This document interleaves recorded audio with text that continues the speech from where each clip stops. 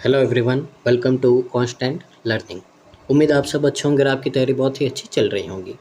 तो देखिए, जो अपना जो सीरीज़ चल रहा है यहाँ पे द वोकेबलरी शो, इसमें अपन क्या करते हैं, जो आपकी इंपॉर्टेंट वोकेब होती है द हिंदू एडिटोरियल की, जो पिछले आपके 6 मंथ की होती है, उनको यहाँ पे अपन रिवाइज करेंगे। ठीक है, ताकि जो भी एग्ज़ाम है आपके उन सब में वोकेब है जो आपकी यहीं से आती है, तो ताकि आपका मैक्सिमम पोर्शन इंग्लिश में है जो कवर हो जाएगा वोकेब के सेशन से, क्योंकि बिना वोकेब के है जो आप यहाँ पे क्वेश्चन को नहीं कर पाएंगे। ठीक है ना। तो छोटा सा सेशन रहेगा आपका, 10-12 मिनट का रहेगा, तो आराम से इसको आप रिवाइज कर सकते हैं मल्टीपल टाइम, ताकि आपको लर्न हो जाए। ठीक है। उससे पहले अगर आप चैनल पे पहली बार आए हैं तो प्लीज़ चैनल को लाइक कीजिए, शेयर कीजिए, सब्सक्राइब कीजिए, और जितना पॉसिबल हो सके वीडियो को शेयर कीजिए, रिकमेंड कीजिए, ताकि इसका बेनिफिट है जो मैक्सिमम स्टूडेंट को मिल पाए। शुरू करते हैं। आज का पहला वर्ड है आपका यहाँ पे कॉन्स्पिक्यूअस। ठीक है। तो यहाँ पे अगर अपन देखें तो इसका मीनिंग देखिए, सबसे पहले तो यहाँ पे कॉन्स्पिक्यूअस। ठीक है। तो यहाँ पे देखें तो कौन यहाँ पे स्पीक कर रहा है, इस तरह से अपन इसको रीड कर सकते हैं। तो कौन यहाँ पे स्पीक कर रहा है, तो इसका मतलब होता है एकदम क्लियर, स्पष्ट। तो यहाँ पे ऐसी चीज़ें जो अपन एकदम क्लियरली यहाँ पे देख सकते हैं, ठीक है ना, सुन सकते हैं उनको, तो एकदम क्लियर दिखती हैं बिना किसी आपके यहाँ पे किसी भी डिस्टर्बेंस के यहाँ पे। तो कॉन्स्पिशियस यानी कि यहाँ पे कौन एकदम स्पष्ट बोल रहा है, एकदम क्लियर बोल रहा है, तो इसका मतलब होता है इजीली सीन और नोटिस्ड, जिसको आप इजीली देख सकते हैं, नोटिस कर सकते हैं। अट्रैक्टिंग अटेंशन यानी कि जो चीज़ों को, लोगों को अपनी ओर खींचता है, अट्रैक्ट करता है, आकर्षित करता है। ठीक है ना। तो यहाँ पे सिनोनिम है आपका नोटिसिएबल, ऑब्वियस और प्रोमिनेंट। इन सब का मतलब होता है एकदम क्लियर होना, अपनी ओर अट्रैक्ट करना। इनकॉन्स्पियस यानी कि इतनी ज़्यादा आपको क्लियर नहीं दिख रही है एकदम, ठीक है ना, इतनी ज़्यादा अट्रैक्ट नहीं कर रही है। हिडन, हिडन का मतलब छुपी हुई है, दिख ही नहीं रही है आपको। अनरिमार्केबल, ये सारे इसके क्या होते हैं, सिनोनिम होते हैं। आगे देखिए, अगला वर्ड है आपका यहाँ पे कोपियस। कोपियस का मतलब है आपके पास में कोई चीज़ है जितनी चाहिए, ठीक है ना, उतनी क्वांटिटी में है, ठीक है ना, नीड है जितना आपको पूरा फिलफिल हो रहा है, उसको बोलते कोपियस।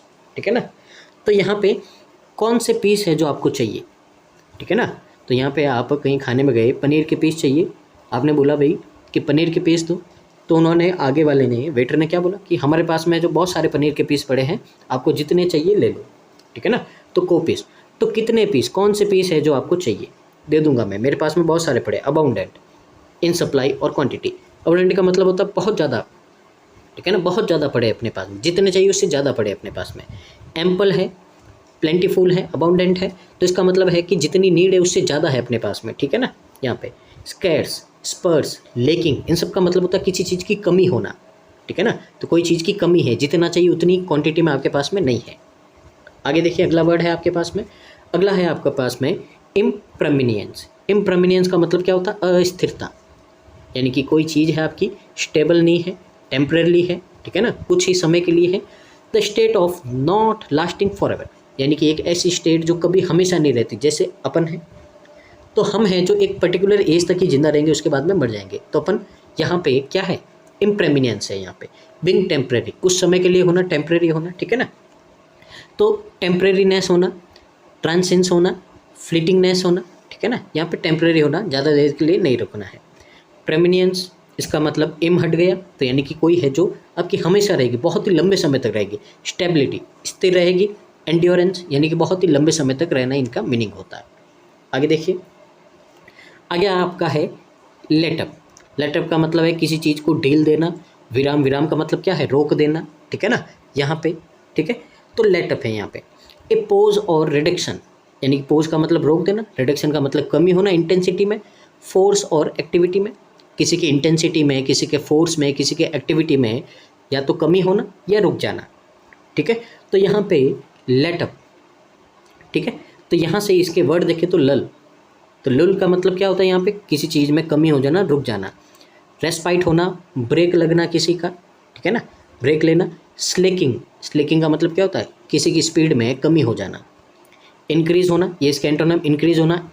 इंटेंसिफिकेशन, स्पीड में इंक्रीज हो जाना। एक्सेलेरेशन, इंक्रीज हो जाना, ठीक है ना, सबका मतलब इंक्रीज होना है। आगे देखिए, आगे आपका फेस्टी।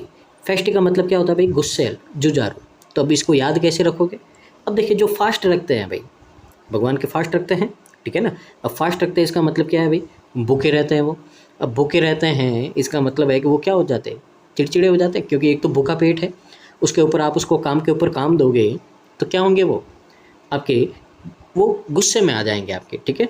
या फिर ऐसे याद रख सकते हो, जो बहुत ज़्यादा फास्ट काम करते हैं वो बहुत ज़्यादा गुस्से में रहते हैं, ठीक है ना। तो ऐसे भी याद रख सकते हो, दोनों आपके पास में तरीके हैं, जो भी अच्छा लगे आपको याद रख सकते हैं। तो फेस्टी जो फास्ट रखते हैं भाई वो गुस्सेल होते हैं यहाँ पे, क्यों भाई, भूख लगी होती है, उनके ऊपर आप काम करवाओगे तो गुस्सा आएगा उनको, फुल ऑफ स्पिरिट, ठीक है। तो यहाँ पे एकदम जोश से भरे हुए, डिटर्मिनेशन है, करेज है, साहसी है, ऑफन एग्रेसिव होते हैं यहाँ पे, ठीक है ना। कभी भी भाई यहाँ पे आपको मार पड़ सकती है उनसे, एग्रेसिव होते हैं यहाँ पे, ठीक है। सिनोनिम होते हैं स्प्रिटेड, बहुत ज़्यादा उनमें एनर्जी होती है, प्लकी होते हैं, फाइली होते हैं, एग्रेसिव होते हैं यहाँ पे, ठीक है।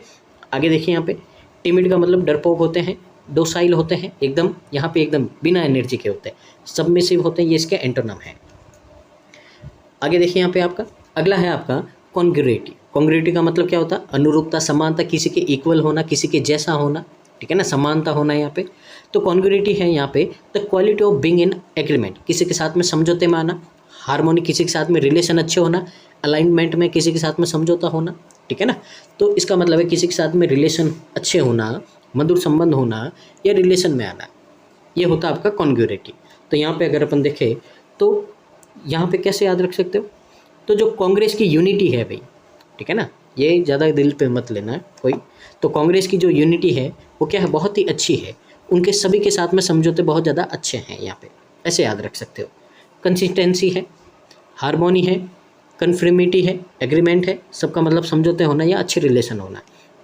इनकॉन्ग्रुइटी है, कॉन्ट्राडिक्शन है, विरोधाभास होना, यानी कि क्या होना, आपके जो ख्याल है एक दूसरे से नहीं मिलना, कॉन्फ्लिक्ट होना, मतभेद होना, लड़ाई होना, ठीक है ना, मनमुटाव होना, ये इसके सिनोनिम है।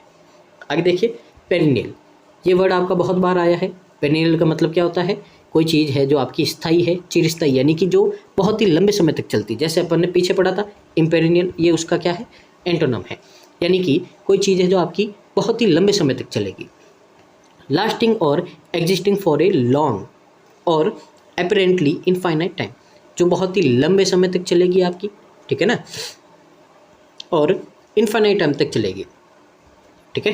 एंड्यूरिंग, एवर लास्टिंग, ठीक है ना, एवर लास्टिंग, जो हमेशा के लिए आपकी चलती रहती है। परसिस्टेंट का मतलब क्या होता है, लगातार चलते रहना। टेम्परेरी, कुछ क्षण के लिए। शॉर्ट लिव्ड, कुछ पल के लिए जिंदा रहती है। मोमेंट्री, कुछ क्षण के लिए, कुछ पल के लिए, यहाँ पे मोमेंट के लिए, ठीक है ना, ये इसके एंटोनम होते हैं। आगे देखिए, आगे आपका इलेक्ट्रिक। इलेक्ट्रिक का मतलब क्या होता है भाई, भिन्न, डिफरेंट होता है। तो ऐसे याद रख सकते हैं, देखिए ये वर्ड पहले आ चुका है आपका।